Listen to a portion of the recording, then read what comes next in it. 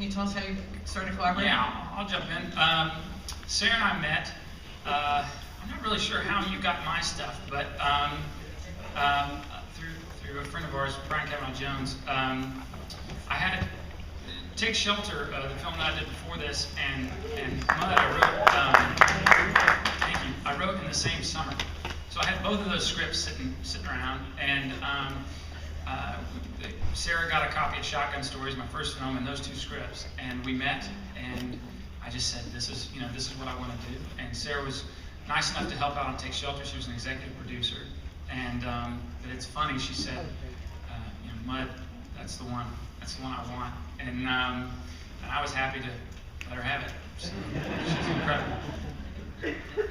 Yeah, I was pretty amazed when I watched Shotgun Stories. My then assistant, now producing friend, Morgan, saw it on my desk and said, you gotta watch this movie, it's amazing. And I did, and I was like, oh my gosh, let me meet this guy.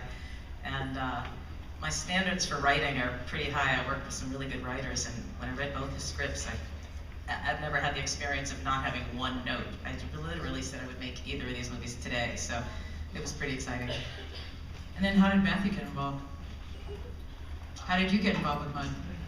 How did I get involved? My agent called me and said there's a really interesting filmmaker wrote a really great script.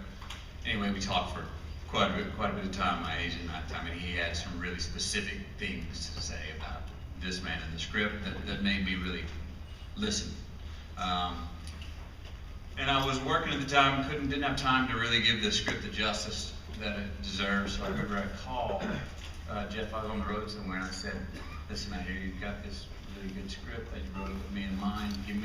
I'm working right now. Can't get my head above water to read it, but give me a little time. And I think it'd stay on me."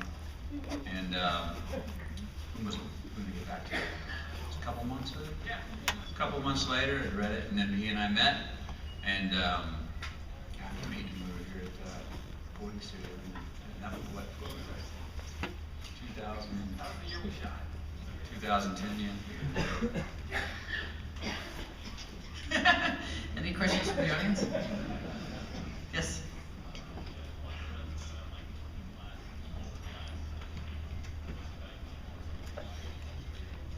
The question was that Jeff's films have been about working class people, so what's the attraction there?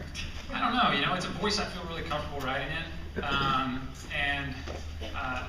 I grew up kind of middle class in the suburbs, so I can't say that I've dug enough ditches to really earn the right to write in that voice, but it's a voice I feel really comfortable with. Where I grew up, in Little Rock, even though it was in the suburbs, 30 minutes from there, you're in the middle of nowhere, you're in the cotton fields. That's where my parents grew up, and my grandparents, and I would go stay with them. So I had this fortunate position of being an observer. I was an outsider, but I had inside access.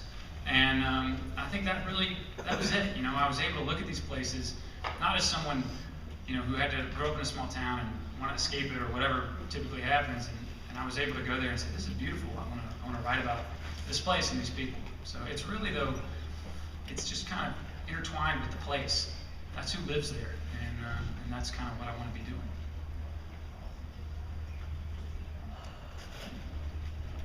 Yes.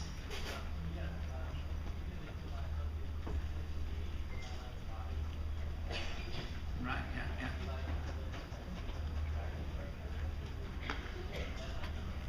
yeah. He's asking if the movie took place in the 80s. Or at least the vibe, if that vibe was intentional. I'm not a big fan of cell phones. I actually hate people talking on phones in movies. There are a few scenes here that I just couldn't do without. But naturally, when you're down on the river, your cell phones don't work anyway. So this place is a little bit caught, in a bubble, in a time bubble. But really, I try and be fairly honest and not add too much affectation to a place. I try and keep it fairly honest. But that Fugazi T-shirt, 100% affectation. And it's funny, just an anecdote, not to leave your question too soon, but Fugazi never made T-shirts, and we reached out to him. And we're like, we want to use a Fugazi T-shirt. We never sold merchandise, so we made one based on a shirt we saw online. And they were a little reluctant, I think, at first, because they don't make t-shirts. And I was like, well, I guess we could use Jawbreaker. And they're like, oh, yeah, okay, you can use it. Because I was a punk rock kid. I grew up listening to punk rock music, and I thought with Galen's character listening to punk rock music, he might have a Fugazi shirt, hand me down. Well, if actually going back a step, if the script was so perfectly written in the beginning, once Matthew got involved, did it evolve? Did it change because you knew who you're? Well, it's actually for both of you in a way, in terms of how this. Go ahead. Did it evolve? Did it change? Did it change? Yes, when you got involved in terms of what you brought to it. Yes, in both Jeff's conception and. I'll say this. Yeah, I'll say this.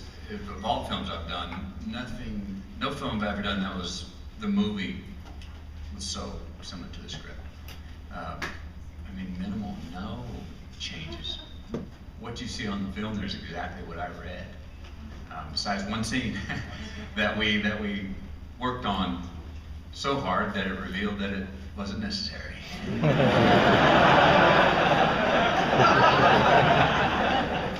it was the only one we had to work that hard on. There's a reason why. Yeah, we went back to reshoot it. Still couldn't polish the turd. No, it was a different voice than I'd ever read. It was his voice, this character that for Mud for me was. I fell in love with the way he spoke, the way he was informed. Then my job was really I found a specific rhythm with the way he meandered his tales. And so it was really fun to come up with my own punctuation marks for the rhythm of the guy. And then to commit to that. And other than that, it really laid out, it was obvious in front. And then I talked to, Jeff and I talked a lot creatively, but about the character. But it was apparent, and that's what good writing can do, to give you a real identity off the page. And we were in sync. Got one thought, sorry, I don't want to step on you. But it's interesting too, though. Although maybe specific lines weren't necessarily changed or altered too much, which was very flattering that Matthew felt that way about the script. There's a subtle thing that you were doing that we did talk about, which was, Mud, you could look at it as Mud remembers a lot of things. He tells these stories that he remembers, but we didn't approach it that way. Mud is kind of a dreamy guy. His head's in the clouds, and there's a difference between telling a story that you remember or telling a fact that you remember, and somehow having this kind of free-flowing thought just come out of your mouth. It sounds different. And Matthew was really aware of that. He was really conscious of it. And it actually brought what could have been a really stale, monologue here or there. It kind of brought it to life, and it gave it a point of view. And that's a credit to him. And then, of course, the kids.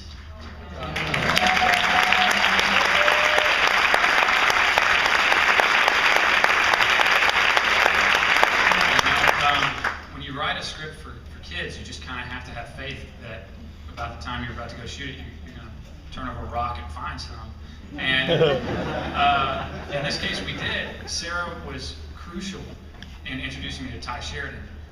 He was, of course, in The Tree of Life, which Sarah produced.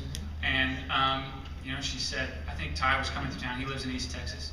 He was coming through town for some press or something, and she was like, you have to come meet him.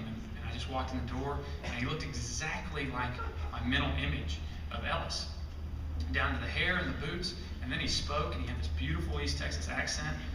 And you're like, okay. And he's worked with Terrence Malick. And you're like, okay, that's good.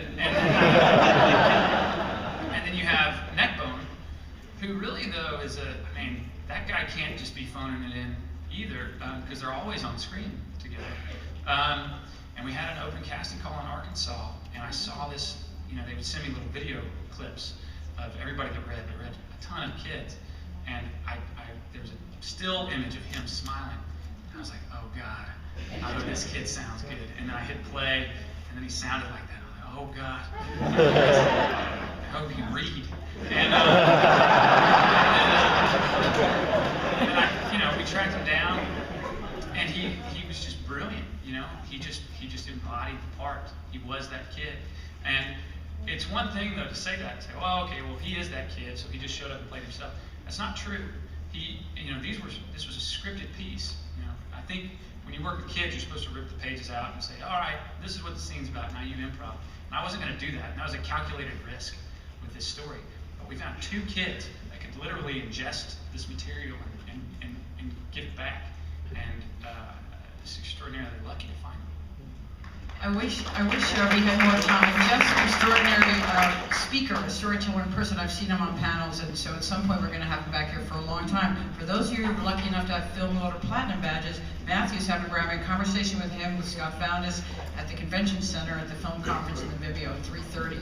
So I don't know if there's room there or not, but I encourage you to go. It's going to be fantastic, and we are thrilled to have you here, and thank you so much. It's Thanks, guys.